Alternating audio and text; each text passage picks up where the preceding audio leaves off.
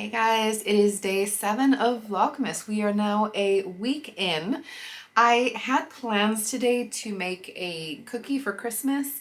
They're kind of cookie-esque, like my whoopie pies, but I'll show you guys when I actually am able to make them. But I needed some cookie cutters, and in my mind, I have tons of cookie cutters and tons of Christmas cookie cutters. But it turns out that I'm a little bit more picky with the size of them, and I only have 3 that are the right size. And it's going to be a really tedious process because I'm basically putting some chocolate in there that needs to set, and it's going to take way too long to just use those. So I've ended up ordering some more cookie cutters online that are going to be arriving soon. So I'm basically going to have to just wait until my next batch of days off to work on those. But they're not time consuming. Thinking about all of my planning for my cookies, I actually have quite a few days off, and 2 of them I want to make quite close to Christmas anyway. So I'll definitely make some cookies tomorrow, and I'm going to be pretty on track. So I decided instead what I really want to do is prioritize some sewing today. So last night I did actually end up stitching one seam. I was basically sneaking it in while my husband, I think he was getting out of the shower after I was, but I put this seam together, which is the curved seam for the project bag that I'm making. So just to remind you guys, this is the cozy pouch from Incomplete Stitches, and I'm making the kind of the circle version. And so I've stitched that together. I mean, I will say it needs to be pressed, but I am very much happy with how that came out, how neat that looks. Considering it's very round, it's a very awkward shape, but it's a very narrow seam allowance. I think it's like 1/8 of an inch, maybe. It's between 1/8 and 1/4. It's like 3/16 of an inch or something like that. And then I've also this morning stitched it on these sides. And what I want to do is give it a press. You then top stitch around to get a nice little edge going over, and just also then like reinforcing that seam. And then you bring it together. And ideally, if I did it right, match up my seams. It should have matched. I planned it that way, so I'm hoping that it's going to work out. I am going to do just a quick machine based and see if it looks like it's lining up. If not, I can always do a hand based. It's a small area, but you never know. I could get lucky. And then the other thing that I've done, this is going to be the lining. So I've brought the lining together at the side seam, and then I've also connected the bottom to it. And so this just needs to have a press as well.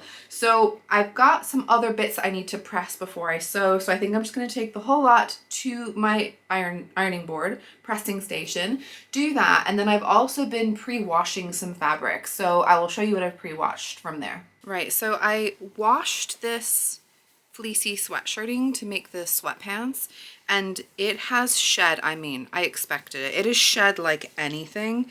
All the fabrics are covered in bits, and I already did like lint roller them off, and they're still really nuts.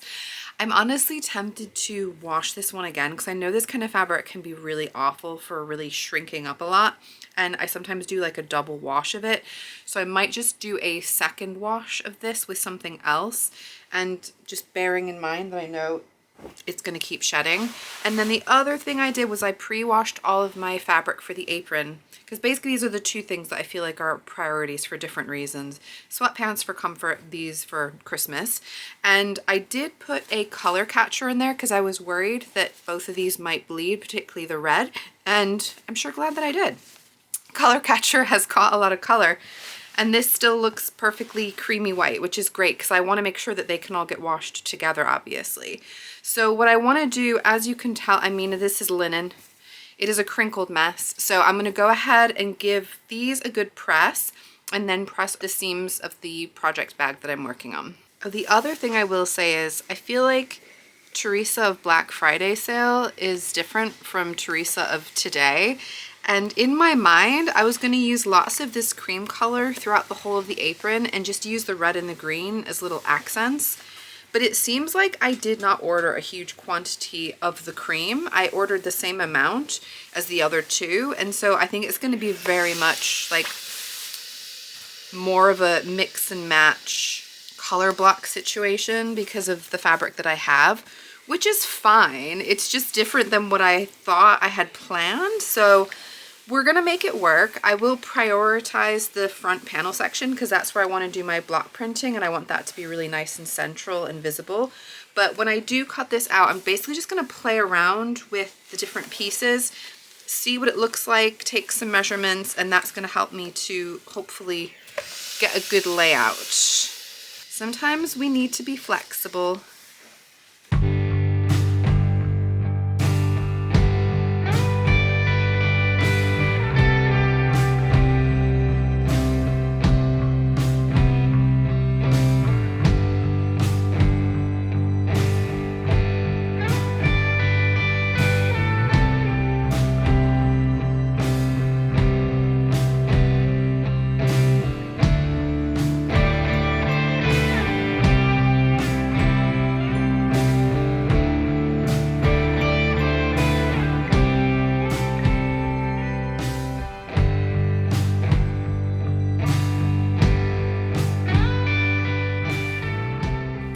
So I finished, this is the top of it. I can show you the inside because that's where you can see more of my lovely neat stitching.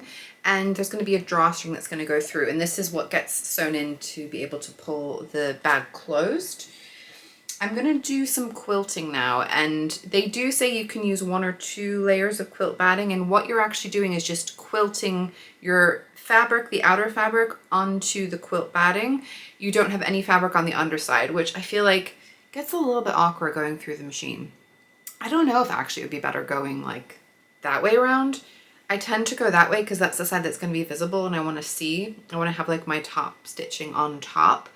But I'm going to change over to a walking foot because I feel like it's just that little bit better to go through multiple layers.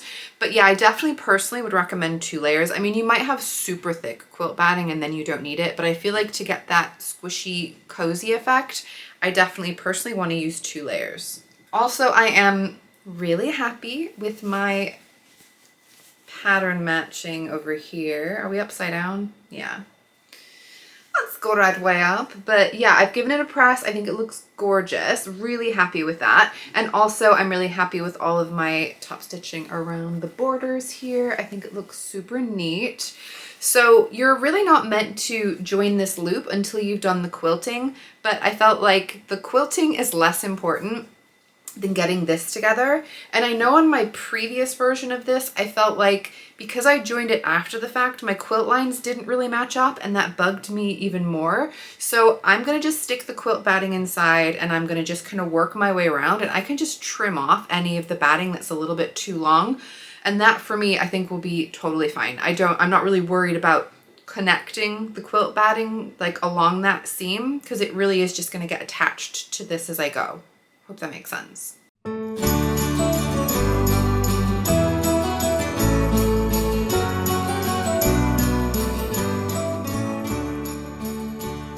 So I probably should have marked that, but I just eyeballed it, trying to follow the little line of the grain of the linen, and I think it worked fine. What I am gonna do though is just use a hair marker to place some marks just like 1 inch apart because I want to try and fan out from there. So a hair marker, if you don't know, it's just like a piece of rigid plastic and it just creates a little, like a fold.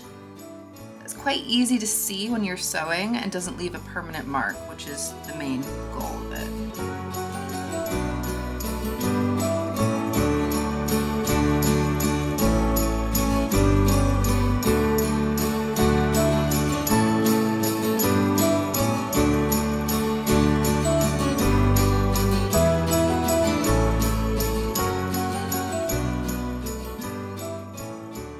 So I'll show you what I've done because like I said, I wanted to prioritize this seam. So I did the seam first and then I've just gone around and I've pinned the quilt batting all around this whole panel. But on the inside where the seam is, I have some overlapping quilt batting. So what I'm gonna do, sorry, it's hard to show you guys. But yeah, so what I'm gonna do is I'm just gonna trim these down to the size of the seam so that way they will line up. And then I'm gonna start actually doing some of the quilting.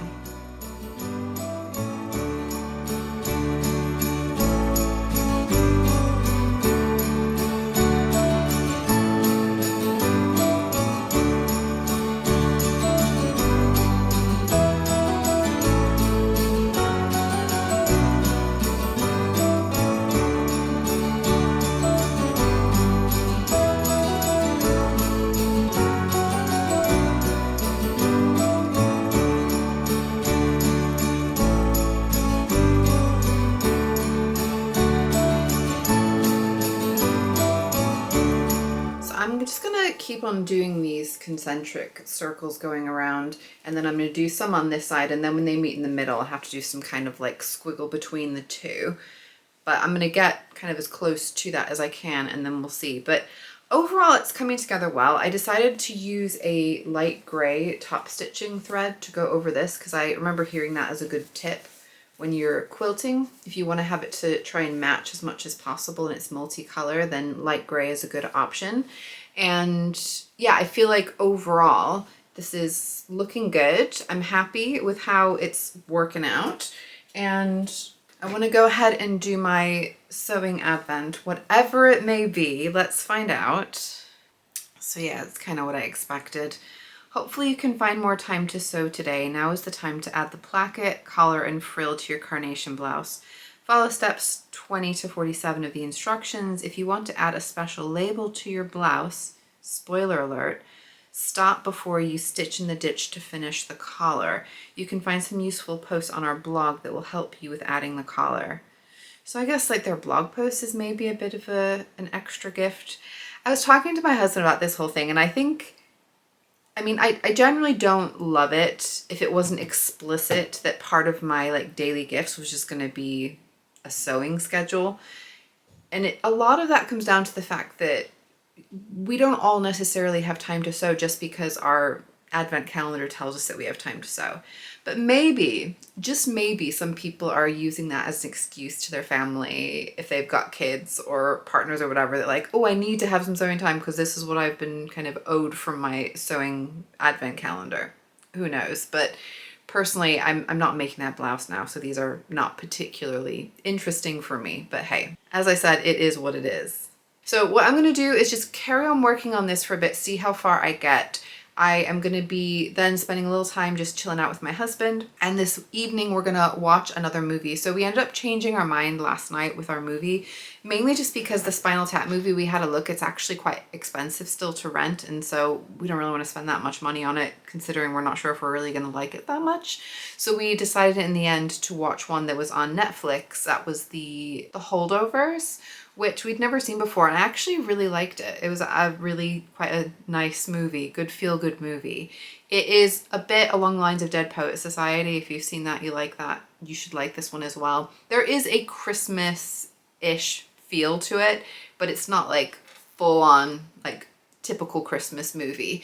And tonight we're going to be watching similarly Christmassy, but not necessarily like feel-good Christmas. We're going to be watching a Mystery Science Theater 3000. It's an old movie called Santa Claus, and I think it's going to be pretty funny from what I saw from the clip, so I think that'll be a fun one. Just to say, tomorrow's video is going to come out probably a few days late because I'm going back to work on Monday, and so my editing time in the mornings is going to be reduced if it exists at all. So my suspicion is you probably won't get tomorrow's video until Thursday, and then I'll have to work out what I'm going to do for any little bits and pieces that I film on my work days. But just to know, I will be back. I will be filming every day still, and you will get a catch up with me when I can give it to you. See you guys very soon.